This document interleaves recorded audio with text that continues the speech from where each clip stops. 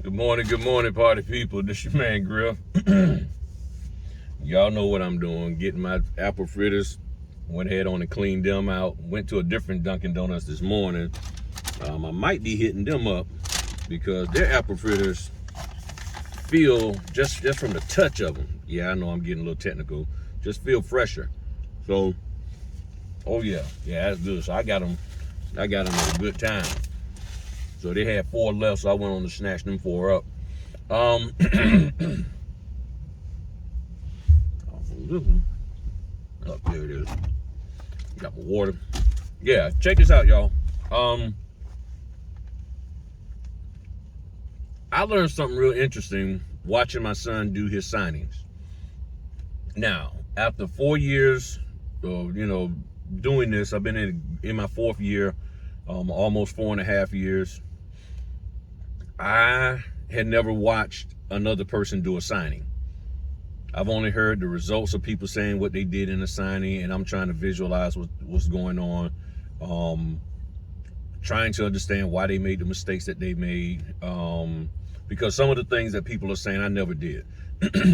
So I'm sitting there trying to figure out, okay, what is going on. Now, I do know, and I did a video about this some months ago called Notary Tunnel Vision. So maybe later on when I get a chance, after I upload this, I'll put a little card, I guess right here or here, whichever side it's supposed to be on, and it will link to that video. But you can go look it up on my channel somewhere. It might even be in my Notary Basic playlist called Notary Tunnel Vision, and it talks about how you get so focused on one aspect of doing the closing that you forget about other important things that you should be focusing on. So I'm watching my son do his signings, and yeah, he's done 4. He just completed his 4th one, and I was there with him for all of them, and he's getting better. It's much more smooth to that 4th one. But what I noticed across the board with all of them was that after the person signed, he wasn't looking and checking the signatures. So when he wasn't checking the signatures, of course he wasn't remembering or realizing that he may have needed to notarize that document. And he would get the paper back, they would sign it, and then he would get the paper back and then just flip it over. So I would have to tell him, say, check your SIGs, make sure the dates are straight, because sometimes they will forget the date.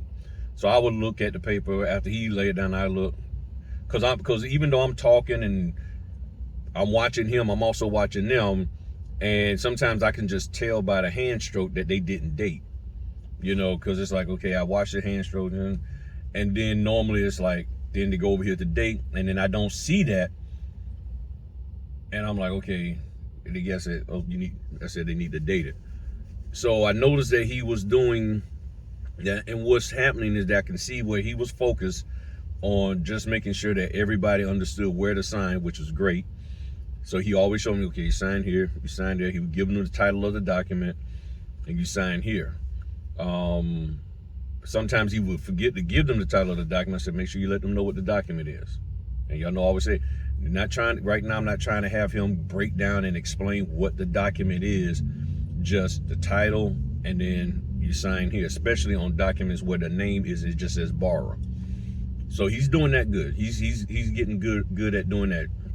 Excellent on making sure that people know where to sign. And then I say, don't forget to tell him what the document is. He's like, okay, and then he says this is such and such document. But I can see now, after watching him for his first 4, where some of the issues that notaries are coming into. So, and I'm thinking that this is just maybe part of human nature. So I'm sitting here like, okay, if I'm here and I'm training him and I'm teaching him and I'm helping him prep the documents, and he's still making those small little errors, or there's a potential error, because if I would honestly, yes, if I wasn't there, there would be a lot of notarizations that could have been missed, some dates that could have been missed, and he would have had to go back out, and it could have been disastrous. So What I'm gonna share with y'all here is what I believe that you may need to do in order to resolve the issue, so you don't have a problem of missing signatures or your notarization and dates and all of that. Slow down. I noticed he would start rushing and just trying to, okay, boom, boom, trying to get through the signing, trying to hurry up and get through, but you got to slow down. And I noticed that once he slowed down, especially on this last one, when he slowed down and took time out to look at the signatures of the pages that was coming back, then he organically noted, okay, I need to notarize this. Okay, boom, boom, boom. So he would look, okay, there's a date, there's a signature, and he would check. Now, what I believe is happening with some people, and this where in this scenario could be happening, and well, I know it's happening, and this could be leading you into some problems, or causing you to try to take shortcuts that you shouldn't, which is I'll just let them sign, and then I'll check everything, whether, and do my notarizations when I go and do my secondary check. Now, if you're really on point, that can work, but I really wouldn't suggest that starting off. I think that every time you hand a person a paper, they sign it and they hand it back to you, don't let them keep flipping it over for you. You need to keep that paper upright so you can see and verify the signature, and then look at the document. Okay, there's nothing for me to notarize. And then boom, you flip it over, put it on your face down pile. And when I got him to slow down, and where I got him to slow down at was when they handed him back the deed that had to be initialed. I said, check the deed, make sure they initialed every spot. And when he did that, that slowed him down, and then he started really more paying attention to the signatures, the dates, and then I didn't have to keep saying, don't forget to notarize. Because there was times where he would get the paper back, and he wouldn't look at it and not realize that, okay, it needed to be notarized, and I said, you need to notarize that. And then he does, I mean, the notarization part is great, the docs prepped, all of that.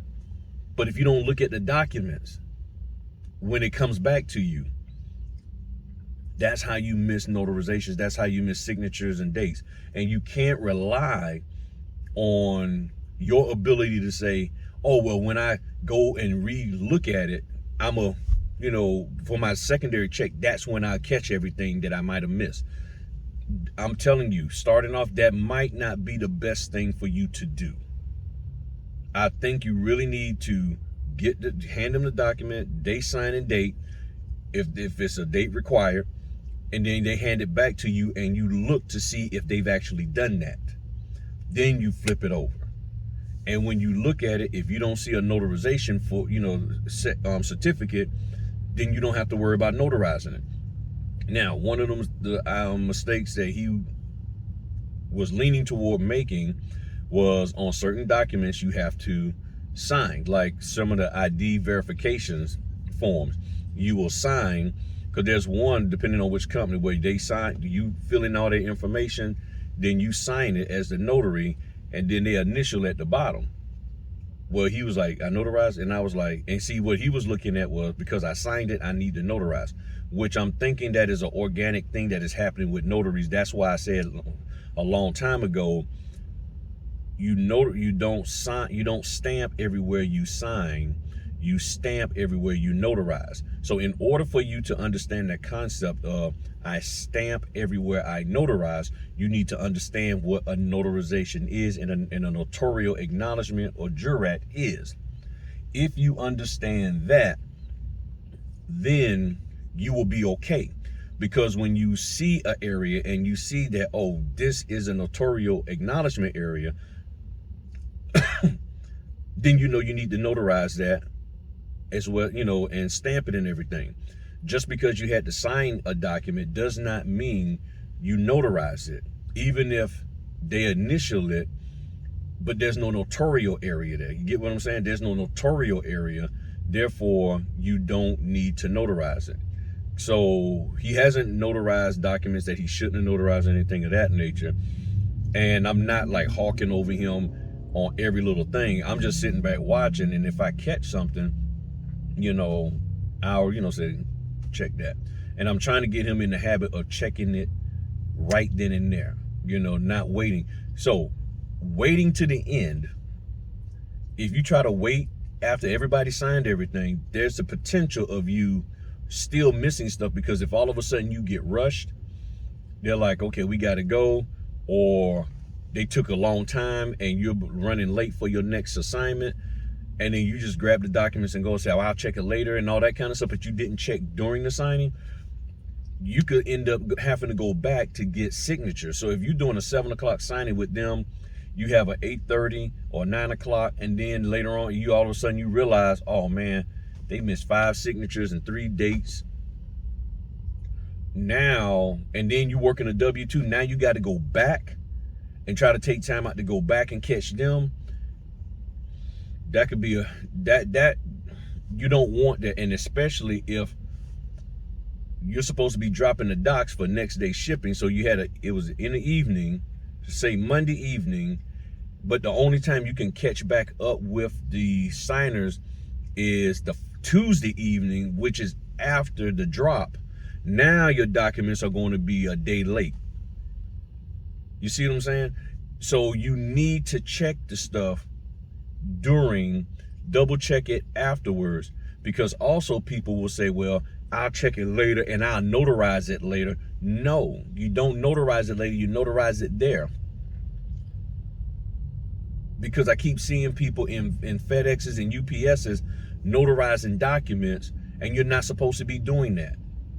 Okay? That's just the bottom line. That ain't where you notarize, because the signer isn't there in front of you, and you know this. State law says that. At least in Virginia it does, and I'm pretty sure everywhere else. So those were a few little things that I learned from watching my son, that I see where the mistakes are, and I'm thinking 2 things. One, you got to slow down. You really got to slow yourself down during the signing. And 2, you need to make sure that you need to make sure that you check the documents for the signatures and dates, if applicable, for the date during the signing, instead of just handing them the paper, they sign, you take the back, flip it down, and then I'll check it at the end before I leave.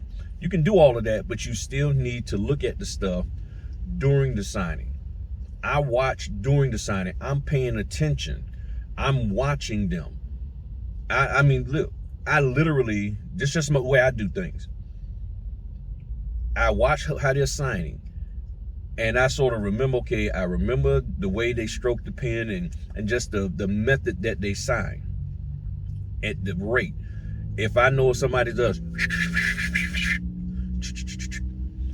I remember that as time goes through the signing, and then I hear the person, and I know it needs to be a date, and all I hear is, you forgot the date. Oh, how you know? Because I'm listening. I'm listening and paying attention. Now, not everybody is like that. That's just grift. I pay attention to how a person literally signs. So even though I'm not sometimes maybe directly looking at them, I might be filling out my notarial area on my peripheral, and in my hearing, I'm paying attention to how I see people's hands go. And if I don't see that hand lift and go over to the date line, I know they're not dating. So then I just switch things up. Please sign and date. Please sign and date. Because I really don't like keep saying that throughout the whole document. So I let them know, if you see the date field, please date. If you don't see a date field, you don't have to date. But then people will sit there on the right to cancel and not date. They will get there on the deed and not date if there's a date field. And on other documents, they would just sit there and literally not date, even though the date field is right there, smack there at their signature line. So you have to pay attention to that. And I'm checking throughout, and then I'm notarizing and stamping throughout. So it doesn't make sense to me that you would sit there and not check during the signing to make sure people are signing and dating, and then go ahead on and notarize. You need to do it that way. All right. So that's just a few things that I learned watching my son doing his first 4 signings. Overall, he is doing very, very well. I still feel that it's going to take most people about 20 signings before you really get into a flow of things and realize the mistakes that you made or could have made, and give you some reflection time in between them. I think you really need 20 before you really feel solid. So slow down, check docs doing the thing, and I think doing the signing, and you'll be okay. All right, and then watch my videos on the doc prep, on understanding acknowledgments, and the loan doc overview. I got 2 of them. Watch the videos in their entirety. And many people, I met a young lady yesterday at the FedEx. She said she's watched some videos, the loan doc overview video multiple times, and she said she is good to go. She is going out here, working a full-time job and doing the notary and doing it up. So I'm telling you, the videos help. If you're new to the channel, watch the videos. Stop shortcutting the process. Stop trying to think you can circumvent and look at 2 seconds of the video, 10 minutes of the video, and you got it. Look at it over and over and over again. Get out of the mindset of, I need it in 5 minutes or less. That's my learning thing. No, just learn and you'll be okay. All right, peace.